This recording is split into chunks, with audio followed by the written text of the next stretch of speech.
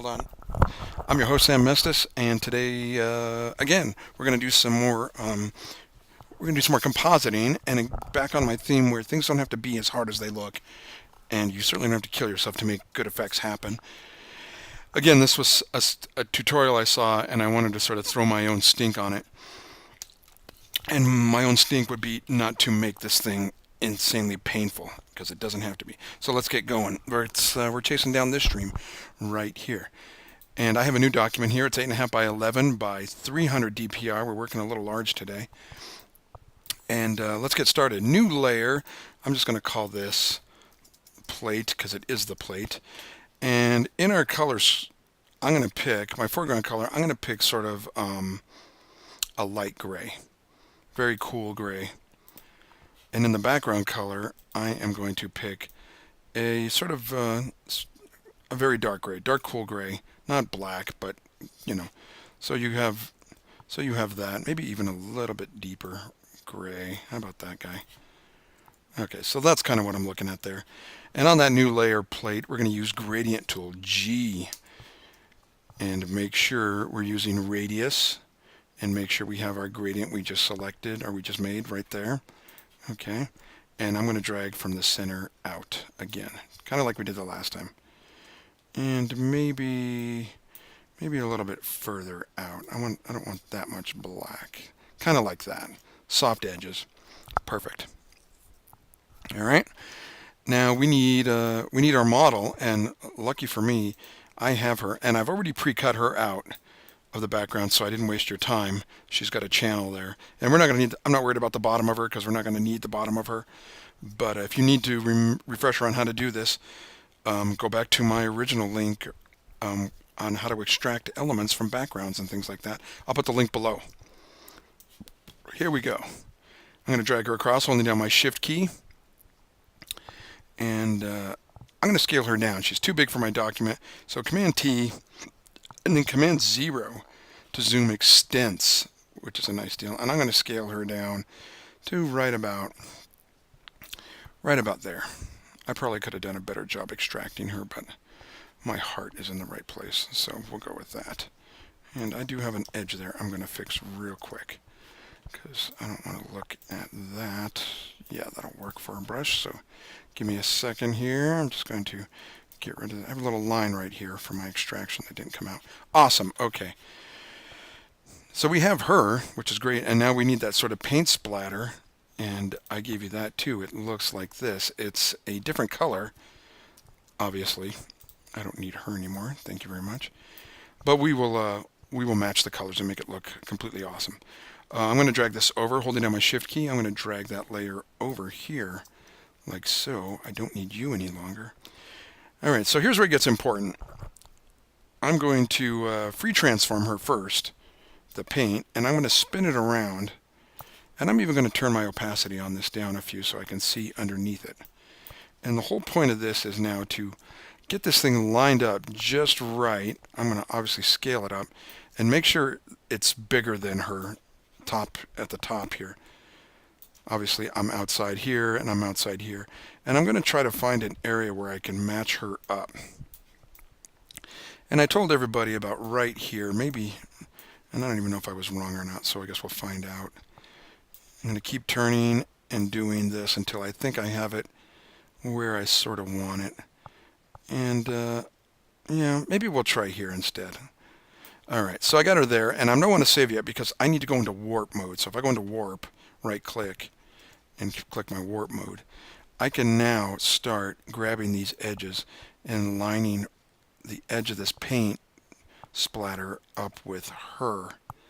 And I'm going to find a place where I can match it, which seems, and you know, I may even go up a little higher here. We'll try something different. Maybe this will work better. All right, so I got it pretty tight here and there, right? And I think I'm looking pretty good. Let me see if I turn up my opacity, what it looks like.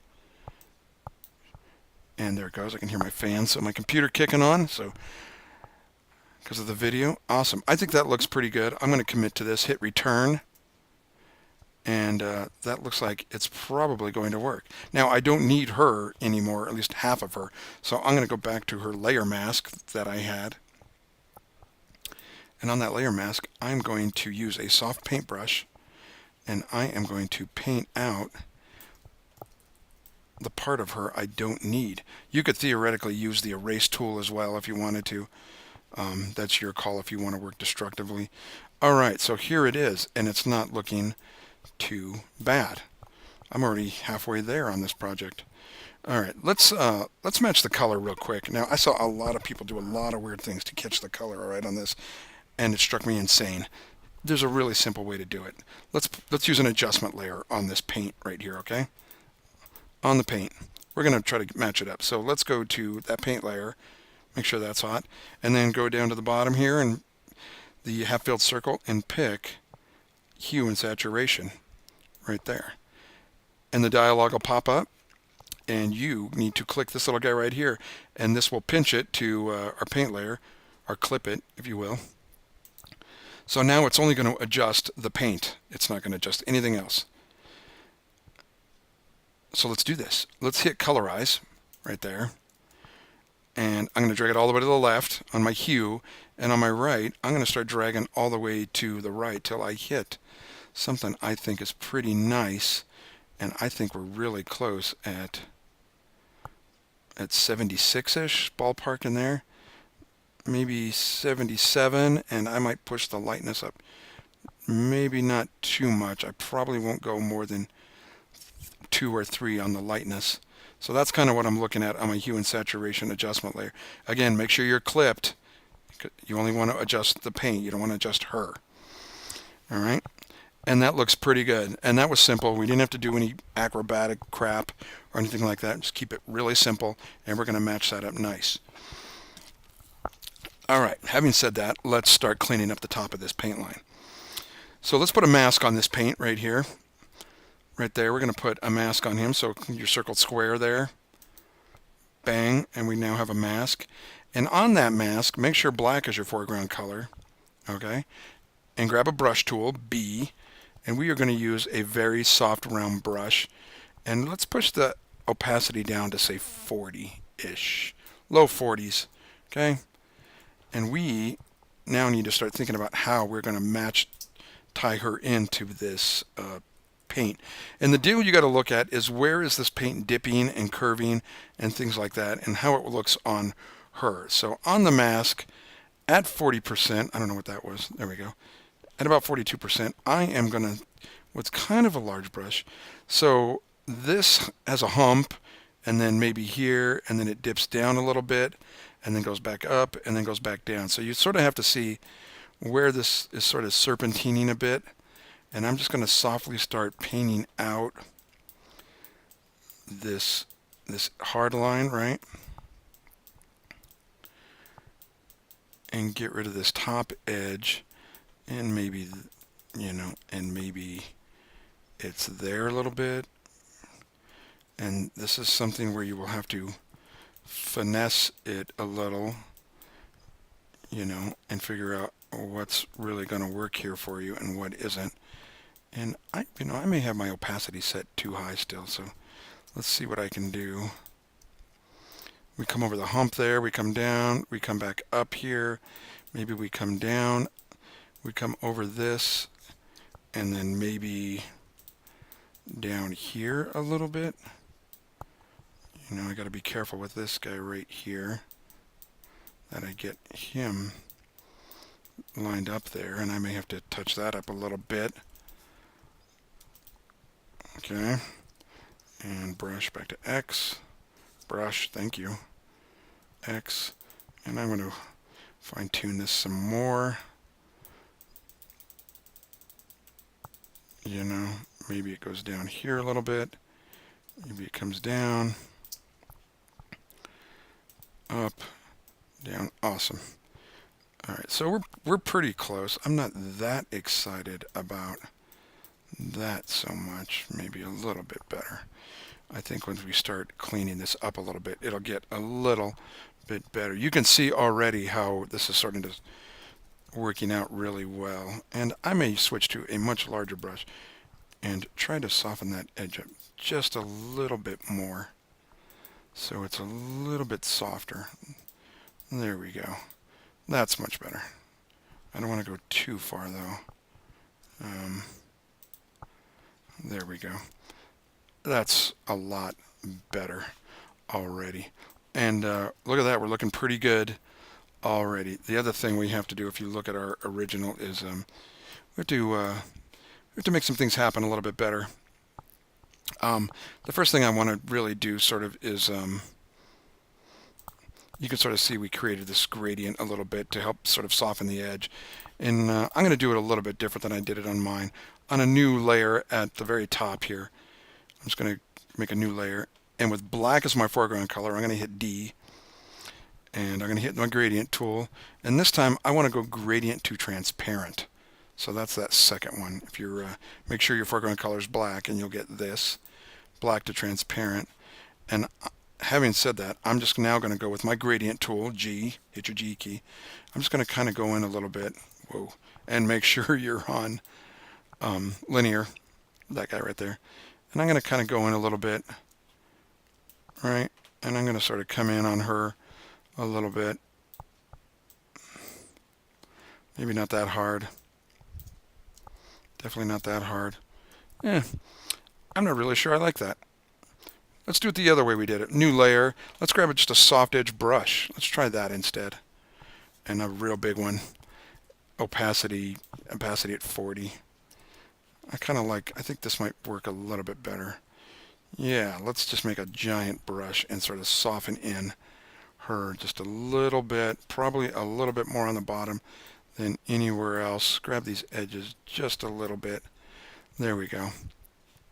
And I know I didn't do it on there at the top. And we could, I mean, if we wanted to, we could absolutely erase all that and just see what it looks like on the bottom. Right?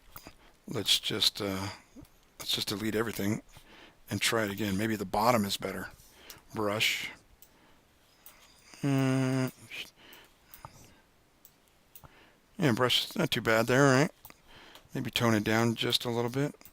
Yeah, not too bad. I like that better, actually. That'll work. All right, let's throw on top of everything here an adjustment layer. Let's try to get the blacks to pop, and we're going to do that with a curves. So go down to your half-filled circle and hit the curves and put that on top right there. And I am going to sort of lift the whites a little bit and get her to sort of jump off the page a little bit more, and then push the blacks a little bit. That'll help pull her eyeshadow and stuff like that into line. And if I turn it off and on, you can kind of see it's subtle, but it is making things pop a little bit. I may push the whites just a little bit more, and maybe the blacks, just pull those down a little bit. And yeah, that's a whole heck of a lot better, right? Pretty nice. And not too bad. Looks pretty good. The other thing I might do with her is I might put a layer underneath my curves deal.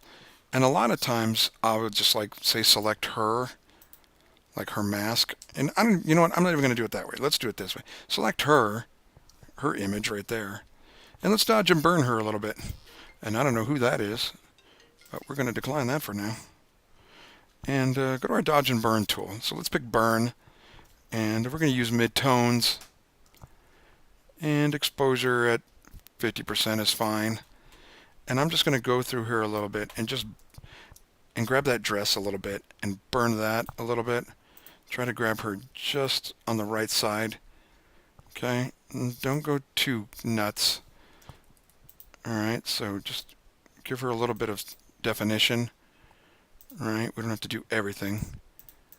And then maybe also on the paint layer as well, I will go through now and maybe burn in these lines a little bit harder on the paint so she blends a little bit more. And grab all these dark areas in the paint that need to be sort of darker than they should. Maybe I went a bit too far with that. Alright, and there you go, and that's kind of how you do that. I feel like I want to tone her down just a little bit more with the burn tool, especially like right here. I can get that sort of white thing to go away and Maybe that's a highlight I need to work on. Anyway, a little bit better. A little bit better. Not too bad. Maybe I need to lighten her up a bit. And maybe also on the paint splatters, maybe adjust these highlights a little bit so they're a little bit taller. They pop a little bit more. Yeah, that'll work perfectly fine. All right, so anyway, that's how you do that. And if you have a logo, any type of logo, in this case, let's just say I have a... Where is that? Oh, way over here. That's crazy. Paint, splatter.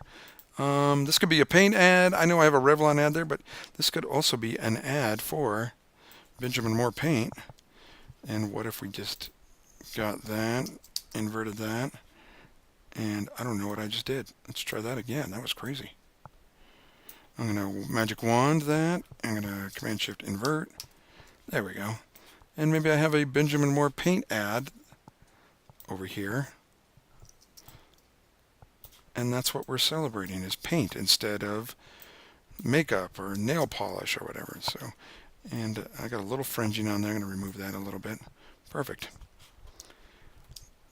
And there you go. You have your ad now. And get rid of her. And I don't need her anymore. And that's how you build something like that. Probably better than this, but you get the gist. All right, keep photoshopping, everybody. And thanks.